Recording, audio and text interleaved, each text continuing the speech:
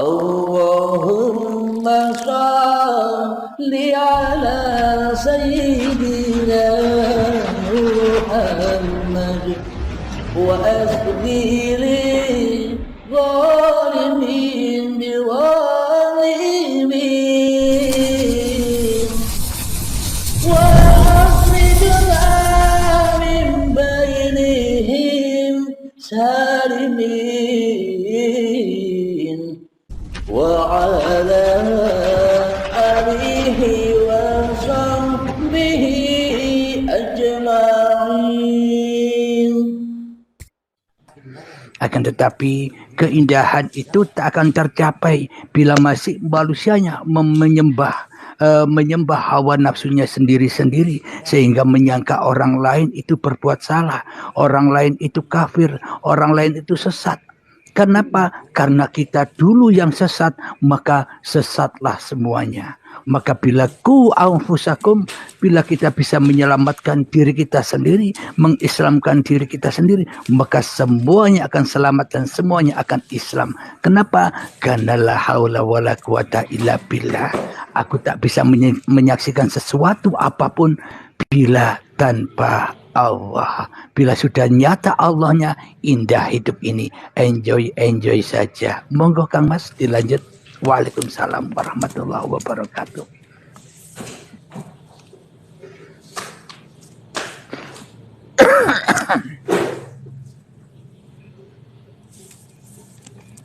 Kok pada hening ya? Pada tapa. Itulah keistimewaannya. Rame-rame ya, dikalah hening-hening ya. Iya. Tinggal nonton aja. Jadi kita berkaca kepada para wali-wali, para alim ulama zaman dulu. Mereka berani berkorban, meninggalkan harta-hartanya, meninggalkan kerajaannya, meninggalkan kekuasaannya, meninggalkan kendaraan kuda-kudanya yang bagus-bagus, bahkan meninggalkan anak dan istrinya hanya demi untuk mencari Tuhan. Ditinggalkanlah semuanya. Dia ada di gunung, di gua-gua, di lautan, di hutan-hutan untuk menyepi, menyendiri agar bertemu Tuhan.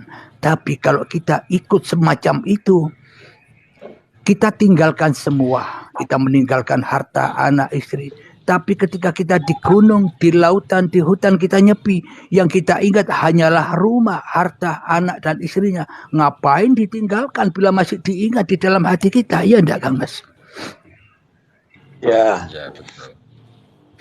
Mending kita kumpul bersama harta, kumpul bersama anak, istri. Tapi dalam hati kita hening dari itu semua. Itu yang lebih enak. Kumpul tapi pisah tapi kumpul. Nggih boten Kang Mas? Nggih. Tetap kumpul istri, tapi hatinya jangan kumpul gitu aja. Jadi memang kalau manusianya belum Islam di sisi Allah loh ya, bukan di sisi manusia, maka perhubungan suami istri selamanya masih zina. Jangankan hubungan suami istrinya, sholatnya masih zina, ibadahnya masih zina, sholawatannya masih zina, dzikirnya masih zina. Kenapa? Karena hawa nafsunya lebih wujud daripada wujud Tuhannya. Jadi zina terus, faksa wal mungkar terus. Iya enggak Kang Mas? Ya, maka kalau di dalam terminologi sufi dikatakan demikian Kang. Wujuduka jambun kabirun. Jadi kalau kamu merasa wujud, itulah sebesar-besarnya dosa. Betul. Definisi yang kedua, kullu syai'in bila huwa batilun. Jadi segala sesuatu itu tanpa huwa, tanpa melibatkan dia, maka sebetulnya batil perbuatan itu. Apapun juga. Sekalipun itu sholat, sekalipun itu zakat, sekalipun itu haji, kullu syai'in bila huwa batilun. Jadi kalau itu tidak ada di dalam hati si hamba tadi, sebetulnya perbuatannya itu batil. Walaupun perbuatannya itu ibadah. Kelihatannya taat tapi maksiat ya gitu Pak. Iya. Jadi keburukan dibungkus dengan kebaikan, padahal buruk tapi bungkusnya kebaikan. Contoh. kita ke masjid, sholat jamaah. Allahu Akbar, mestinya Allah yang maha besar daripada kebesaran manusianya. Akan tetapi berhubung kita yang merasa lebih besar daripada Allah, Allahu Akbar, Allah kita tinggalkan. Kita keluar dari badan, kita keluar dari masjid, kita ke pasar, ke toko, belanja, ingat bisnis. Itu kan, apakah itu dikatakan sholat? Ketika manusia hanya menghina dina Tuhannya di dalam dadanya. Ya kan? Jadi untuk masuk agamanya Allah, Islam itu bukan agama. Yang dimaksud agama di sisi Allah ketika engkau menyerahkan dirimu semuanya total jenderal kepada Allah, ya itulah agama yang lurus. Patuh dan tunduknya. Nah, itulah agamanya seluruh umat manusia. Itulah agama rahmatan lil alamin. Bagi siapa? Bagi seluruh manusia, agama apapun, aliran apapun, golongan apapun, bila hatinya sudah ada di sini, yaitulah hamba Allah, yaitulah Rasulullah. Monggo dilanjutkan, Mas. Ya, kalau tadi pertanyaan tadi kan tentang bagaimana tip-tip kita untuk bisa menafikan wujud kita tadi ya. Mungkin yang kedua biar makin seru lagi. Alhamdulillah. Bagaimana kita bisa sampai kepada mana hakikat itu sendiri kan? Kalau kita menyadari kesadaran kita tiba-tiba datang sing oba sing osik sejatina iku Gusti Allah. Tentu harus ada metode untuk bisa sampai ke sana ya kan? Tidak bisa ujuk-ujuk. Oh, aku ini yang bergerak sebetulnya ya karena Tuhan hakikatnya. Tapi kan nggak bisa kayak gitu kan tanpa suatu perjuangan panjang ya. Monggo, ditanggapin. Monggo Kang Mas Banyu, Kang Masku yang ganteng, silakan. Ya, gini. Jadi Allah itu Maha Kuasa tadi. Jadi bisa juga ada perjuangan panjang. Ketoan kayak perjuangan panjang bertahap-tahap, bisa seperti itu. Bisa juga yang langsung, Bang. Bisa juga karena uripi Allah. Ada manusia yang nggak apa-apa bisa langsung Islam. Kayak seperti ada di cerita-cerita itu, para kiai cerita ada pelacur yang sudah dibuang oleh masyarakatnya. Nah itu dia tidak kenal makrifat, tidak kenal apa, tidak kenal agama, tahapan-tahapan berjuang juga nggak kenal. Nah, ketika dia meminumkan air ke anjing ya, anjing itu ceritanya itu kok dinyatakan di sana itu dia itu sudah bagus gitu loh. Jadi Allah itu bebas sih. Bebas mau pakai metode oke, mau enggak pakai metode ya oke gitu loh. Mau pakai ya Allah mah bebas. Ayo Kang Gus gantian. Kalau saya ya apa? Kalau iki masih baca kesadaran sebagai manusia ya nggak boleh membatasi. Gusti Allah kok dibatasi gitu. Gitu. Bebas Bang. Oke. Kang Gus apa pendapatnya? Yuk. Kan enak.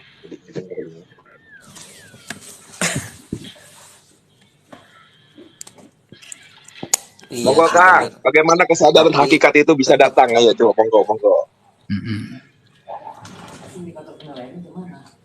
Tuh nggak tahu tuh untuk kayak gitu saya nggak ngerti. Saya nggak bisa aku jawab bisa datang bagaimana hakikat itu bisa datang saya nggak tahu. Nggak ngerti. Menambahkan dari Kang Banyu tadi ketika perempuan malam itu mengasih anjing air minum, itu sebenarnya bahasa kiasan. Yang dimaksud anjing yang kehausan itu siapa? Hawa nafsu kita sendiri tuh, kalbu, anjing yang najis dalam diri kita. Diminumi oleh siapa? Ya diminumi dengan ma'ul hayat, air kehidupan. Maka ketika anjing yang haus ini sudah diminumi air kehidupan, kenal dengan ilmu hakikat makrifat, mengenal dirinya, maka ia akan selamat, ia masuk surga anjingnya. Semuanya masuk surga. Itu ibarat atau kiasan anjing yang kehausan. Maknanya itu adalah diri kita sendiri selama ini kehausan tentang Tuhan. Betul. Iya. Dilanjut Gus. Sekarang mungkin ada pertanyaan, air kehidupan itu cari di mana Gus? Apa itu? Bangsa apa itu? Air kehidupan, Ma'ul Hayat ya. Ya, soalnya karena karena ada juga pernah saya dengar bahwa air kehidupan itu seperti air zam-zam gitu lah. Di zam-zam itu sendiri, kata zam-zam itu bahasa Arab, kelompok-kelompok mengumpulkan, artinya kumpul-kumpul, zam-zam itu kumpul-kumpul mengumpulkan. Nah, dalam hal ini apa yang harus kita kumpulkan? Apakah ilmu, apakah apa gitu. Nah, ini kita punya air kehidupan itu tadi, walaupun setetes gitu. Nah, ya bisanya meminumkan harus punya air kehidupan toh. Ya artinya dari rangkaian yang disebut usaha atau metode itu tadi, seperti yang dikatakan Mas siapa ini tadi? Kan Sera. Usaha metode itu ya mungkin dalam hal itu dari satu sisi jalan yang dipilihkan oleh Allah, jalan yang terjal, ada metode, ada bersab-sab. Mungkin dari buah dari amal itu sendiri dikumpul-kumpulkan, itulah yang disebut air kehidupan mungkin ya. Monggo Gus dilanjut Gus.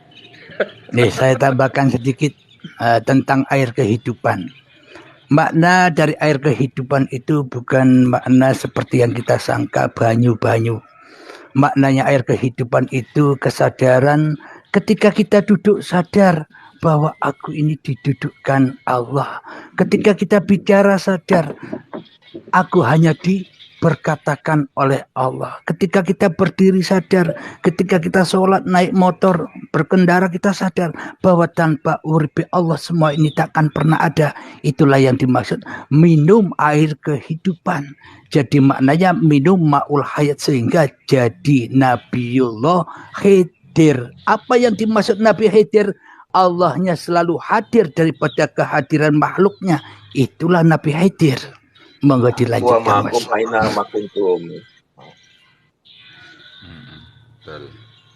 Iya, mungkin saya bisa tambahin lagi ya Kang ya. Iya, monggo Kang Syarah tambahkan. Yang punya pertanyaan ini, yang punya jawaban, silahkan dilanjut. Juga bukan ngetes biar supaya sharing makin tajam nih, makin tajam ya. Jadi karena hakikatnya satu, yang bertanya sama yang menjawab itu satu sebenarnya. Iya, hakikatnya ya. Dilewatkan Kang Abdul Halim. Jadi sejatinya guru ilmu hakikat itu ya Allah itu sendiri Kang. Iya betul. Jadi tak tambahin dikit ya itu. Jadi manusia itu di dalam ilmu ini adalah bahwa manusia itu diberi Allah jasad. Di dalam jasad itu ada hati nurani. Ya. Di dalam hati nurani itu Allah simpan ruh. Karena ruh itu berlapis-lapis, maka disebut sebagai arwah. Ada roh nabati, roh hayawani, roh insani, roh ruhi, sampai roh idofi. Di dalam ruh yang paling dalam inilah Allah menyimpan sir. Rasanya manusia, dasarnya manusia, rosone manusia, hakikatul manusia yang telah menyaksikan Tuhannya dulu. Alastu birabbikum, telah menyatakan bersama dengan Tuhan 70.000 tahun cahaya bersama Tuhan. Ya, hidup dengan Tuhan. Tapi ketika sir rasa manusia ini dibungkus roh, ditiupkan ke dalam diri manusia, manusia lupa kepada Tuhannya. Sehingga Allah mengutus nabi-nabinya dan rasul-rasulnya untuk memberitahu jalan kembali kepada Allah itu. Nah, kembali ke tadi pertanyaan tadi, sebetulnya kan kalau kita sudah tahu bahwa fungsinya jasad ini menjalankan syariat, fungsinya kolbu tadi kita menjalankan lakon tareka dan fungsinya hati untuk menjalankan hakikat tadi. Nah, jadi seperti yang dibilang Pak Banyu tadi, itu kumpulan bener itu Mas. Itu bahwa hakikat itu adalah kumpulan dari perbuatan syariat dan tarekat yang terus menerus, sehingga oleh Allah si hamba ini dibuka hijabnya terhadap makna hakikat itu. Bahwa sesungguhnya sing oba sing osek ya Gusti Allah itu loh. Jadi nggak bisa tiba-tiba ujuk-ujuk. Kesadaran itu ternyata karena Allah buka hijab ini, buka hijab rohnya manusia ini, sehingga manusia sadar bahwa segala gerak dia, segala dia bisa obah, segala saya bisa bicara, semuanya itu bukan saya. Semuanya sebetulnya hakikatnya Allah itu sendiri gitu loh. Tapi kesadaran ini sebetulnya Allah berikan kepada hambanya yang dia kendakinya juga. Jadi tidak semua orang akan diberi kesadaran yang demikian. Betul. Kira-kira demikianlah. Wallahu alam. Monggo Bu Jasmine ditambahkan. Ustadz aja lah, saya nggak bisa ngomong. Nah itu bisa ngomong itu. Ya, betul, kan? Maksudnya nggak bisa mengeluarkan pendapatnya lagi, cuma dengar dulu. Sudah karam ya. Berarti sudah esa itu. Kalau sudah esa, Iya, memang sudah tidak karam. bisa ngomong lagi, sudah tidak bisa berpikir lagi sudah. Udah enjoy ya Ustadz ya. Udah enjoy aja gitu. Ya Mas Bayu. Ya itu.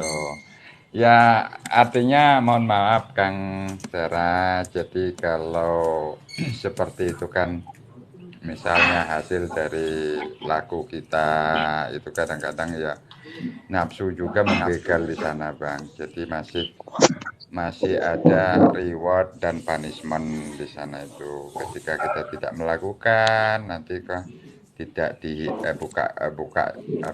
dibuka oleh Allah hijabnya. Itu lebih kepada di syariatnya Bang itu. Nah, cuman kalau ada yang berpendapat seperti itu ya betul, Allah melakukan juga seperti itu gitu loh. Tapi ada juga Allah ini bebas, Allah ini ada juga yang lari diapusi, dibohongi dulu. Misalnya lihat di Mata Morgana di bukit Marwah, akhirnya dikejar, itu ada air katanya. Dikejar sana, terus balik lihat terus, akhirnya terakhir baru dihadiahkan banyu zam-zam itu, air zam-zam itu. Ada seperti itu Bang. Ya air kehidupan itu kan sanepan toh Bang. Jadi umpama misalnya kayak Kang Uripi Allah ini setiap hari live segala macam memberikan pencerahan itu. Ya susah deh Bang, malam-malam kalau nggak tidur terus seharusnya bekerja kita live segala macam, ini ibaratnya ya seperti itu, nanti ya ada buahnya gitu loh. Buahnya itu kita dirahmati Allah, dibukakan, nafsunya dimatikan, segala macamnya itu. Ya mungkin seperti itu, ada seperti itu. Ya Allah itu dengan segala sifatnya, dengan segala ala kulli syai'in qadir, bisa melakukan segala-galanya, bisa melakukan ngene gitu loh. Segala-galanya. Karena hanya Allah yang punya sifat. Kalijogo ini kan bunga kenongo ini nggak pernah lewat Bang di dalam sanepannya itu. Karena kenongono kenongene gitu loh. Gitu loh. Karena tidak ada yang salah. Itu, Kang. Bisa juga seperti lainnya. Ya seperti ada teman saya juga pernah mengatakan, yang benar makrifat itu kayak ngising Mas. Ya sudah, ya kita melakukan sesuatu kayak ngising kuwi. Kita kalau ketika buang air besar itu nggak pernah Bang. Kita sayang itu. Oh nanti saya ngising separuh dulu ya, nanti untuk ambon-ambon nanti malam gitu. Enggak pernah kita Bang. Kita cul, wis lupakan gitu. Ya itu Bang, untuk buang air besar kan seperti, iya itulah kalau kita bingung mencari contoh ya di kamar di jamban itulah contoh yang paling sempurna saya kira. Saya tambahkan sedikit Contoh ya Kang Mas. keikhlasan ya. Contoh keikhlasan ya. Iya itu. Kita nggak pernah lihat aja nggak mau kita Bang, mampu-mampu nggak mau. Nah sementara ketika kita berbuat secara syariat kebaikan terus masuk di otak ini diingat-ingat. Aku pernah ngene, aku zuhud, aku wis zuhud Gusti, wis ngene, wis tak lakoni kabeh, wis tak tompo, sudah saya terima semua. Hidup sengsara saya terima, ini sudah baik sama orang, kan itu Bang. Iya, diakui. Itu yang menghambat gitu loh. Itulah yang nafsu itu. Nah, tapi ketika kita itu buang air besar, memang ada perintah itu harus diperintah gitu loh. Ini kita laksanakan. Ini itu. Saya senang ini Kang Banyu kata-kata diperintah ini. Ini yang paling utamanya sebetulnya dalam ibadah. Semata-mata karena diperintah.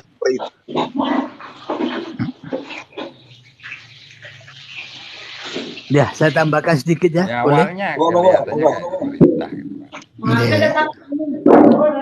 Jadi, ntar saya mau dulu Bu Syarifahnya. Jadi makna yang dimaksud air besar itu yang harus dibuang, diikhlaskan, harus ditinggalkan. Maknanya air besar itu buang hajat, buanglah hajat nafsumu, buanglah dirimu. Ketika dirimu masih ada kotor yang akan meracuni tubuhmu, ya itulah yang harus dibuang, hajat besar itu. Buang air besar, ya buanglah dirimu. Sehingga yang ikhlas bukan manusianya, yang ikhlas ya Allahnya. Hanya Allah yang bisa ikhlas, hanya Allah yang bisa bersyukur, hanya Allah yang suci. Ketika manusianya masih ada, hadas besar atau air besarnya masih ada, ya kotor terus. Semakin disimpan semakin kotor, semakin ditahan semakin kotor. Ya lepaskanlah dirimu. Maka itulah perintah ilahi akan berlaku pada diri kita. Duduk sudah diperintah, bicara sudah diperintah, mendengar, melihat sudah diperintah. Semuanya total jenderal di dalam pemeliharaan dan penjagaan Allah Subhanahu wa taala. Monggo dilanjut Kang Mas. Selirik Allah ya Mas. Ya alhamdulillah. Wah asik ini kalau udah bincang-bincang bicara ilmu hakikat ini, Masya Allah. Saya selalu diingatkan betapa kita harus terus-menerus bermujahadah, betapa perang jihadun nafsi ini tidak boleh berhenti. Sehingga benar-benar mutu qabla anta mutu itu bisa dibuktikan bukan hanya dalam sebuah teori ya. Betul. Karena beragama dan bertuhan itu nyata, bukan halusinasi. Ketika manusianya masih wujud, masih ada, masih hidup, ya halu. Kenapa hawa nafsu menyesatkan manusia dengan kepahaman-kepahamannya? Akan tetapi bila manusianya datang membawa amanah-amanah hidup, badan, segala laku ini hanyalah amanah, dipersembahkan lagi kepada Allah, maka lega manusianya. Seperti setelah buang air besar, lega, tidak ada hambatan apa-apa lagi, tidak ada takut, tidak ada dosa. Monggo. Kalau kita pikir-pikir ya, hanya buang air besar itu sendiri yang perintah lewat rasa itu tadi, yang tidak bisa ditolak oleh siapapun lah, mau kiai, mau makrifat, contoh mau yang presiden, mudah mau jenderal, gak pernah dia menolak, bisa menolak atau menangguhkan. Kalau sholat, puasa, syukur, zikir itu masih bisa, Pak. Masih bisa ditolerin itu.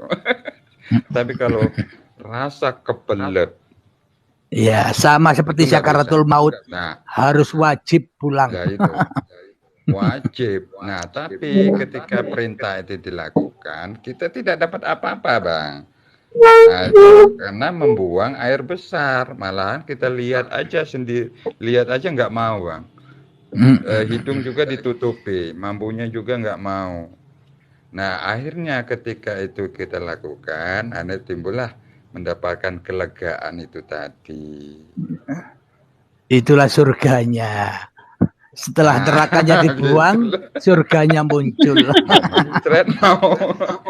Itulah baik hati. Ujung-ujungnya pembicaraan kita ini ternyata Allah menyuruh kita melihat tai, Bang, ini hari ini.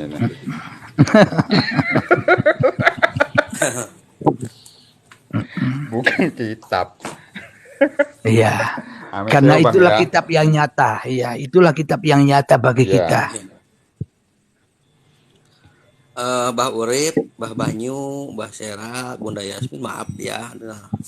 Terima kasih semuanya. Alhamdulillah. Bukan apa-apa, masih senang nih kalau ngobrolin kayak gini. Cuman kan saya mau kerja dulu ya. Iya, silakan Kang Mas. Jangan sampai mengganggu.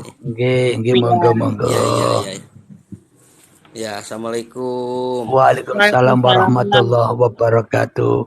Live kita ini kita akhiri nanti tepat pukul 10 kita akhiri. Monggo yang mau naik silakan. Iya.